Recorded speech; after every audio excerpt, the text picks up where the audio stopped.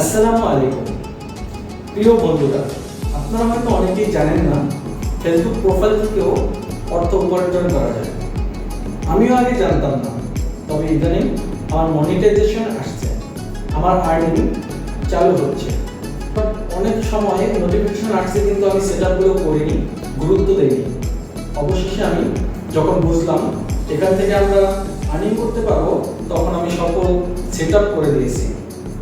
আর প্রিয় বন্ধুরা, সময় পাস করার জন্য, খবর দেখার জন্য আমরা তো ফেসবুক সবাই কম বেশি চালাই।